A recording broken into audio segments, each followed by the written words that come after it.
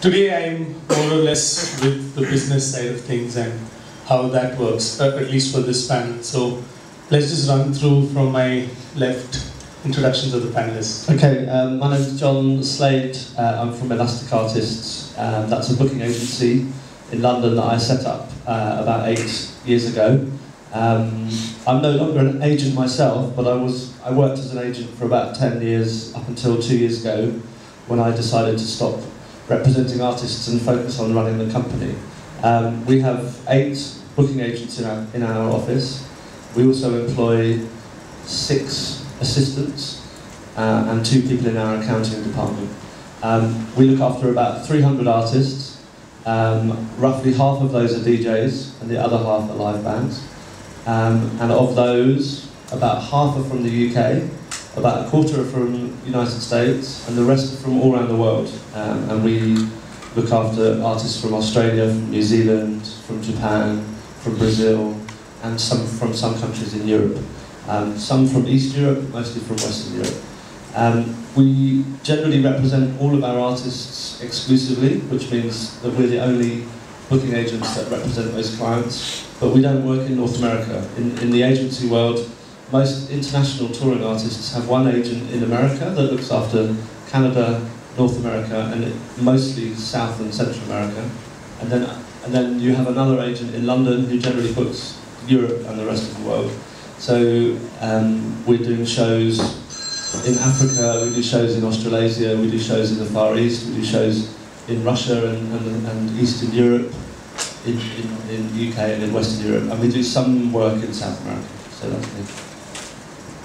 I run 3 festivals. One is an eclectic mix of dance music to folk to indie, 30,000 capacity in London in its fifth year. An underage festival which is 13 to 17 year olds, more of an urban pop indie type festival, and more of a family run festival which is in its first year. This year was the first year. And then I also promote bands across mainly London, but outside of London as well. And then I'm also the agent for an artist called Forte, which is an electronic musician. Hi, I'm Bhatia. I manage an Indian electronic live act and handle their India bookings, called Jalebee Cartel as well. Hi, I'm Sohail and I run a booking agency called Krunk, and we work in 2 ways. Mainly represent few acts exclusively in India and Asia even, and the other way we work with a lot of venues and we handle their programming and give them consultancy. Okay, so the first thing that I'd like to go through is this concept of exclusive booking, which doesn't really exist in India. And for you, Jon, just to run us through how, as a booking agent, when you say you exclusively book an artist, what is your commitment to the artist, and do you have a minimum guarantee that you give the artist, say, because you're exclusive with us, we will give you this much of booking in a year or in a season or whatever? Is there something like that, Krish? I think one of the important things to remember about the agency world, certainly in Europe, I can't speak for North America, but I understand it's the same, that when you talk about exclusivity, that's like an understanding, like a handshake, but there's no contracts. And the general understanding is that any artist can leave an agent at a second's notice, and any agent can leave an artist at a second's notice. But for as long as the understanding remains, then the expectation on the part of the agent is that any promoter that wants to book that particular artist will either come to the agent directly or will be referred to the agent either via the management or the label or through a website or something. Now, obviously, when you start out in the agency business, what often tends to happen, particularly with younger acts and younger agents, is that, you know, even if you've got an understanding with your artist that says that there's exclusivity, you occasionally find that bands will have a friend that they know, or somebody's contacted them via their label, and they might take the view that because the agent didn't necessarily create the lead, that they needn't necessarily put the booking through the agent. And that's one of the things which a professional agency would always insist never happens. So, you know, in general we charge 10% commission. Some artists, particularly for DJs who don't have management and who don't have tour managers and who are generally dealing with their own affairs in terms of getting themselves to gigs, we might charge 15% commission, and for that additional 5% we will book flights, arrange hotels, do more kind of production, or prepare an itinerary or something like this. So Sohail, if you had to contrast that with what happens in India, do you have Indian acts which are exclusive to you, and if yes, what is your understanding with them? Well, we have contracts. I mean, I started with contracts. When we started, I mean, Krunk was the first booking agency, so I was pretty much experimenting and seeing how things work here. We have around 8 acts, and the idea is to also grow out of India with these artists. So what we do is a couple of acts we are representing all over Asia, so that helps me build a bigger network and get out of India as well. So in that sense, the general model we follow here is 15%, and what we do is we do artist bookings, flights, logistics, and besides tour management, which is a separate thing. I think it's worth pointing out, sorry Tom, I was just going to say that generally the bigger agencies, I mean my company is probably like in the B League or the C League or something, you know, but the big guys, they generally don't do any flight booking, hotels, production, they don't do any of that stuff. They always expect that either a manager or a tour manager will take care of that. Obviously, not many of the really big agencies handle DJs. We do a lot more DJs and electronic acts that don't have management, and in those cases, you know, we have to take care of itineraries and production, otherwise they don't get themselves to the gig, you know, they don't know where they're going and so on. So for us, if we want to get our commission and get paid, we want to probably be sure that they're going to get to the show, so it's in our interest to book those, yeah. And if I had to run this by Dave as well, Dave, for you as a band, do you have a booking agency, and if not, do you see a value addition, at least in the Indian context right now? In India, no, we don't have a booking agency. In India, any specific reason for that? Well, in India, the concept never existed until a while back, and guys like Sohail came up. When was that exactly? When? So are you one of the first booking agents? And is it just you, or is it an agency? It's an agency that I started 2 years back. Right. Now we have, I think, three agencies. 3 agencies. There's a syndicate. 3 agencies. Okay. Yeah, and then there is mixtape. So before that, what used to happen here was there was one guy who used to manage the artist, manage his rehearsals, manage his bookings, handle his record label, and handle his bookings. So it was one man trying to do too many things, and what was happening was... I still do that for them, and I play on stage so far. Yeah. So, I mean, that's been the concept so far, and so what I realized was that it needed to be streamlined, and I mean, it's such an old model everywhere in the world, so... Yeah, and it was required. I mean, people want to be, like, there are some great artists who don't know how to go about booking themselves, you know. So Dave, from where you work, as in, do you see the need for a band like, so just to introduce Jalebee Cartel, they're among, I'd say, in the top 3 to top 5 electronic acts that exist in the country today. So for an act that big in the country today, do you see the need for a booking agency? We were thinking about it, but then I've been able to manage that. So I've been able to book the band myself. So we don't see a point in... Okay, let me put it this way. What would tip you over? What would make you go with a booking agency as opposed to doing it yourself? What would you have the agency do that would... To be honest, as of now we haven't found anything like that in India. No, in an ideal situation, if there was an agency that did XYZ, would you move? What would those 3 things be? Maybe take care of travel, logistics, and everything else Jon spoke about, for which they charge an extra percentage. So that's I do all of that with the band right now. So but currently we never felt a need for finding an agent. We have an international agent in the UK.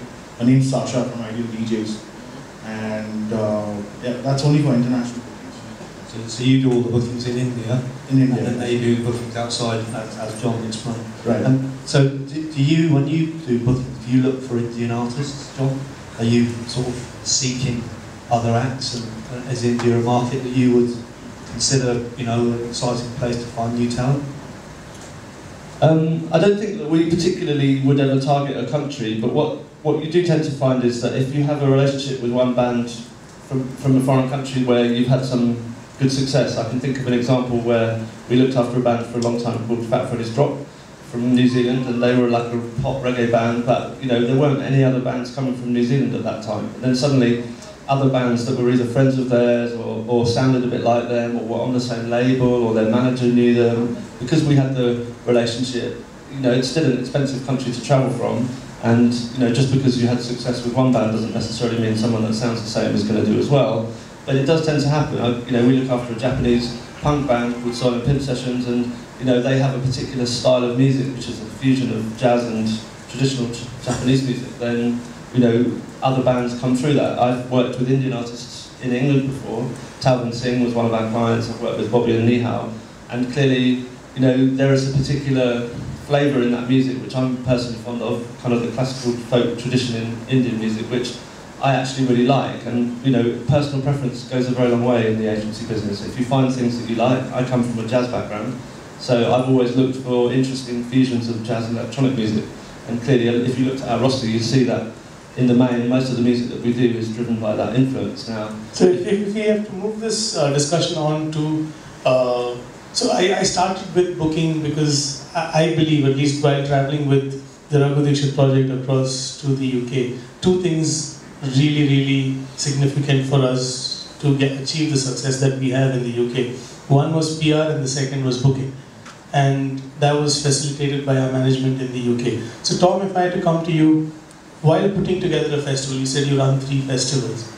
How do you, what decides the acts that go on? I mean, I'm sure there is a budget constraint to who you can afford.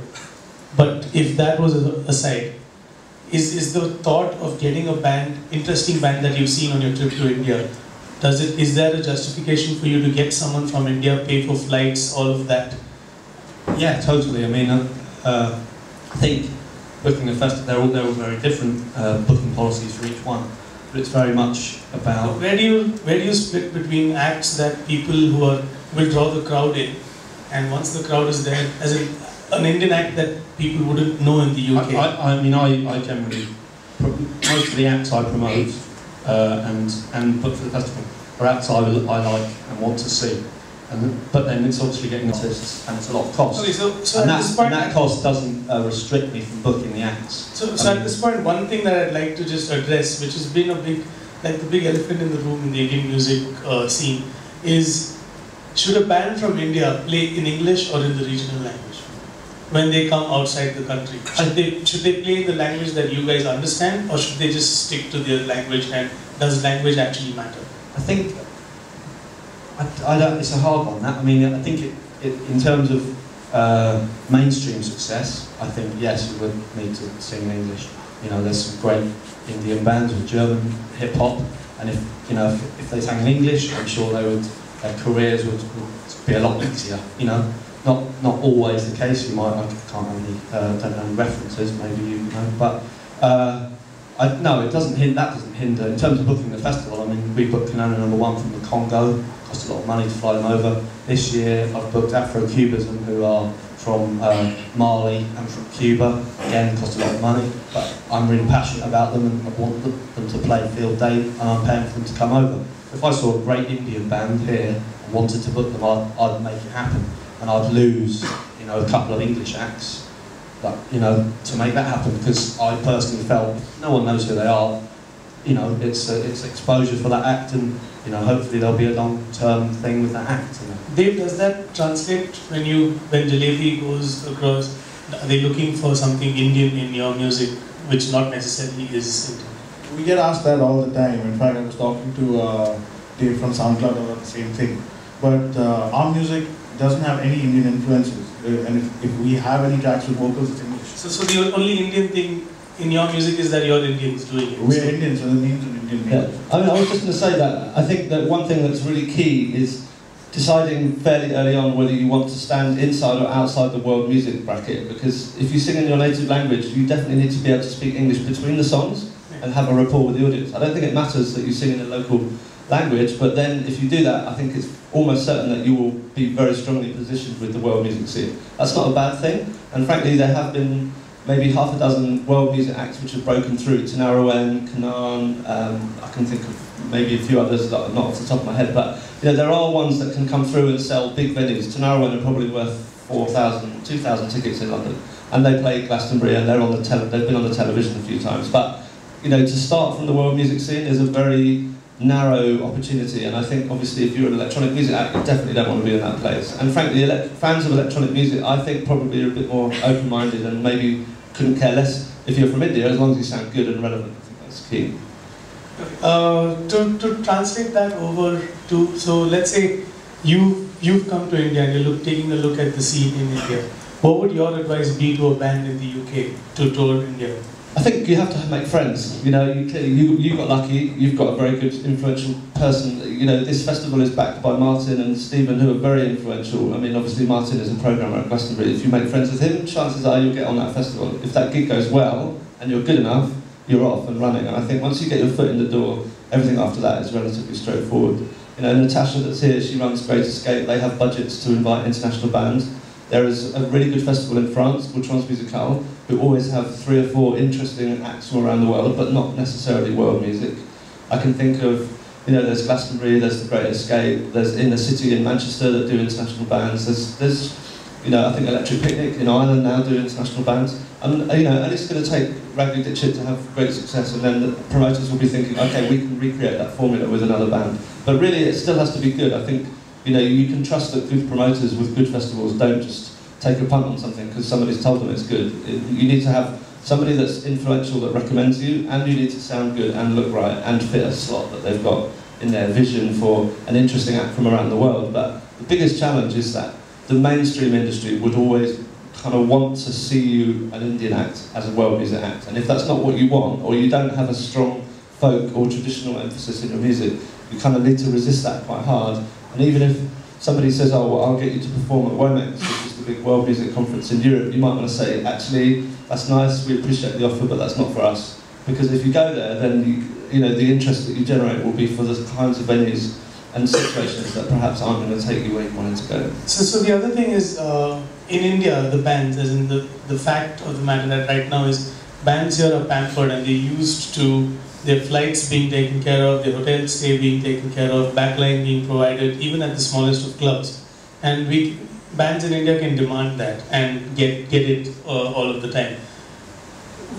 Especially to you, Tom, would you suggest that a band who really wants to make an international career just travel to the UK or to the US, wherever the territory is, and at a fixed time of the year, invest themselves, travel and stay there? Will it be easier then for you to book them there? Or should they wait for that one tipping gig which gets them across and then try and book around it? No, I think, I mean, both options can work, but I mean, the Temple Trap were a Australian band, and they really wanted to shed the whole, we're from Australia, you know, and so they moved to London and they hung out there and they recorded their album there. And people, ironically now, you know, they know they're Australian, but they think they're from London now because they've lived there. You know, they've got girlfriends there. They've been there for 2 years, and that has changed the perception of that band. And now they're just a band, and you're into the music. And the manager, he's like, you know, do not advertise in TNT, which is a magazine that a lot of Australians read.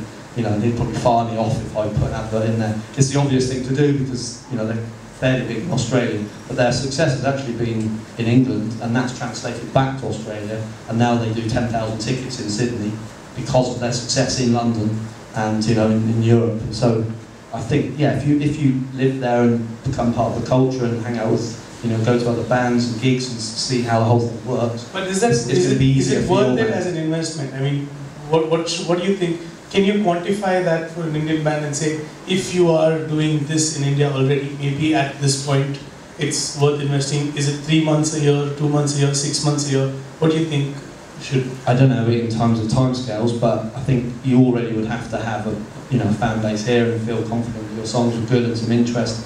You know, like your band, I think would be a perfect band to go to England and live for a year and, you know, see what happens. But I think you definitely have to have that recognition and the confidence, you know, that you are getting, you know, the people on the internet, and people liking you, and feel that there's something there. I don't think just any old band going to England and hoping, you know, it's like Dick Whittington, you know, London's paved with gold. You know, it's not. You have to make it work for yourself. So, hey, what do you say in the Indian context? Will it work if a band from there comes, stays here for 3 months? Say our peak season is sometime now, from August up until the end of the year, and maybe even January, February.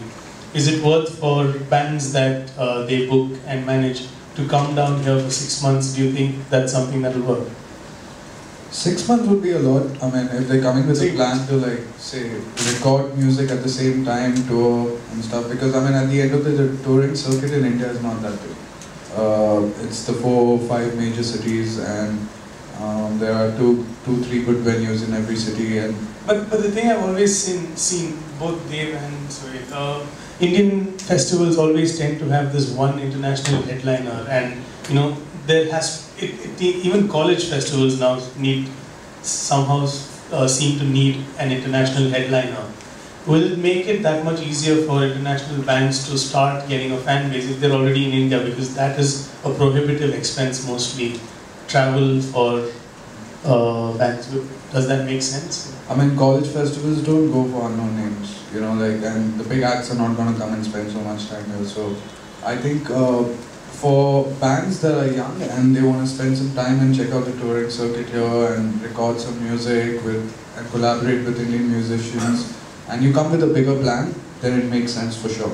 You know? I was just going to mention, I mean, I've booked a couple of tours, my company's booked a couple of tours in India, and I think what generally tends to happen is that if the artists had the offer or the suggestion positioned in the right way, i.e., you know, this is your first time, the venues might be good but the production might not be great, or things kind of happen late, or it's not as organised as you might expect. But often what generally tends to happen is the agent just blows it out of the water before the artist has even given it any thought. So I think on the one hand, you probably, if you were going to bring in a European artist and tour them around in India, maybe try and make contact with the band first, kind of get them interested, and then make sure that the artist is telling their agent, this is something I want to pursue. Because I know in a lot of instances, my company's not like this.